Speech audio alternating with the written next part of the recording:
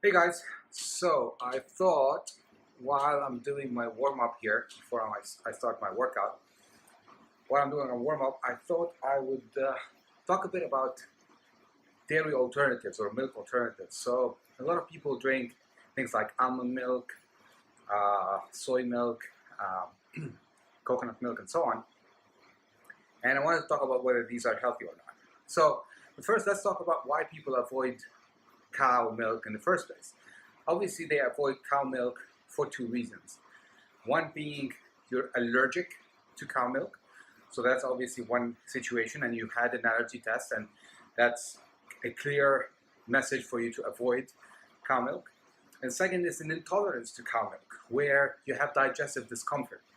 Now, digestive discomfort when you're consuming cow milk can come from three reasons.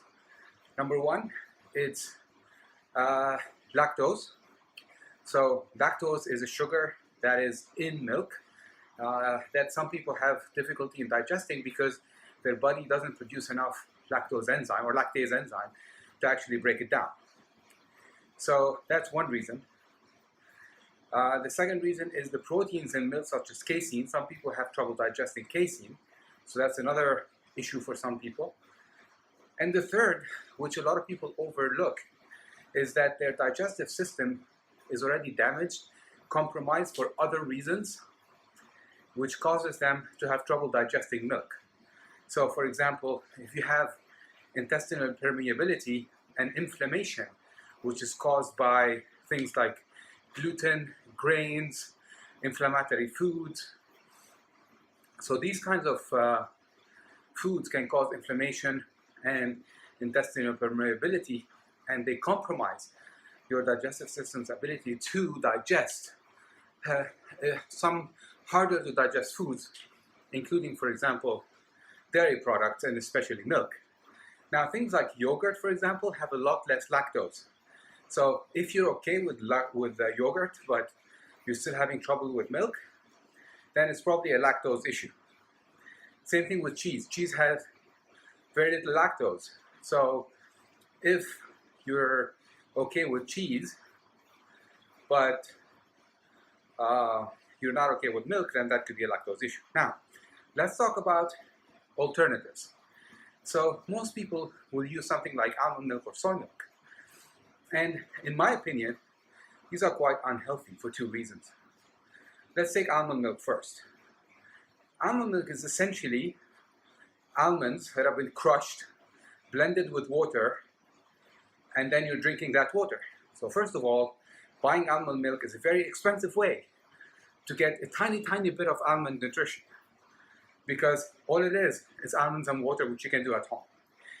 And the amount of almonds you actually get per cup of almond milk is ridiculously low. So it's a bit of a joke, really, to get any nutrition out of almond milk. Does it harm you? No. Is it good for nutrition, or does it give you any decent nutrition? Not at all, not even close. So that's one problem with almond milk. The second problem is that a lot of people don't read the labels on the almond milk. So you find a lot of almond milk that has sweeteners, sugars, other types of additional ingredients added to it, which actually make it unhealthy. The same goes for cashew milk and hazelnut milk and all kinds of nut milks. What I'm saying about almond milk applies to all nut milks. You don't get much nutrition out of it because the amount of almonds you get per cup of almond milk is tiny. It's less than a few almonds per cup of almond milk. So you're far better off eating good organic almond butter or cashew butter or hazelnut butter, or eating almonds, raw almonds, hazelnuts, and cashews. So that's about almond milk. The other thing about almond milk, or all these kinds of milks, is that typically people have them to replace milk and cereal. So it encourages you to eat unhealthy, high carb, high sugar breakfast. So by avoiding these kinds of milks, you're kind of forced to avoid these kinds of high sugar, high carb breakfasts, which is ultimately good for you. So that's one category, which is the nut milk. Then you have soy milk.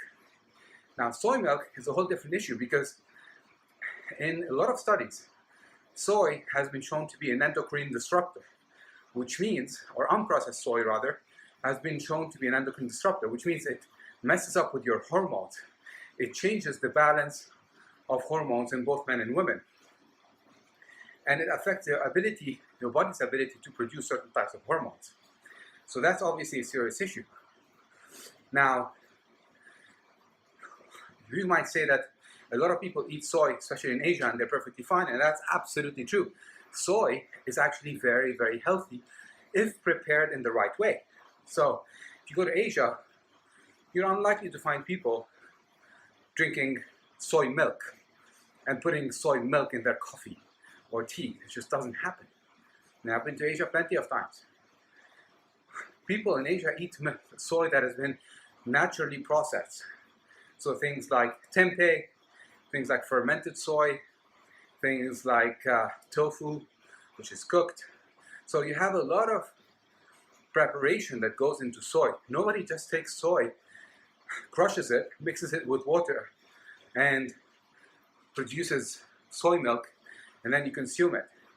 That's a serious issue in the West because people consume soy milk, which, like I said, is a known endocrine disruptor.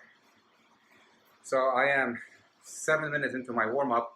The workout will start in 3 minutes. Anyway, so if I don't finish during the warm-up, then I'll bring you guys back during the rest interval after the first 15-minute interval. So that brings us to coconut milk. Now, coconut milk is very, very different because coconut milk is not just a bunch of nuts that have been crushed, mixed with water, and then filtered the pieces out, and you're drinking the water. Coconut milk comes from actually squeezing the milk out of the coconut flesh, which is a whole different way of preparing milk that is not from animal products. So, plus, because of that, coconut milk has a lot of the nutrition of the coconut itself. So it has some of the fats, it has the vitamins and minerals, so it's a much better alternative. Plus, the texture, it's thicker. If you look at almond milk or soy milk, they're essentially watery. They're like water because that's what they are. They are water. Whereas coconut milk, you're actually getting it straight from the coconut. So it has a thicker texture, which makes it more palatable, more usable in coffee, tea, and things like that, as well as cereal if you insist. So it's a much better alternative. Now, there are other alternatives that are animal-based. Cow milk, or the protein in cow milk, is the farthest away from the natural size of the protein in human milk, in breast milk. So it's the furthest away, which means that we're not really used to it as we evolved as human beings because it has virtually no similarity to breast milk. Whereas things like goat milk, for example, sheep milk, or even camel milk, their protein structure, the size of the molecule, of the protein molecule in that milk is much smaller and much closer in structure to what breast milk has. So it's a lot easier to digest, plus they're a lot lower in lactose as well. So that makes them easier to digest as well for that reason. So you may want to try some of those other animal-based milks that of course have a lot more nutrition than a vegetable-based one. And if you can tolerate them, they'll be better for you. So managed to do this before my warm-up is over. Plan is now 3 times 15 minutes at my functional threshold power, which is going to hurt pretty bad, with 5 minutes of rest in between. Catch you guys later.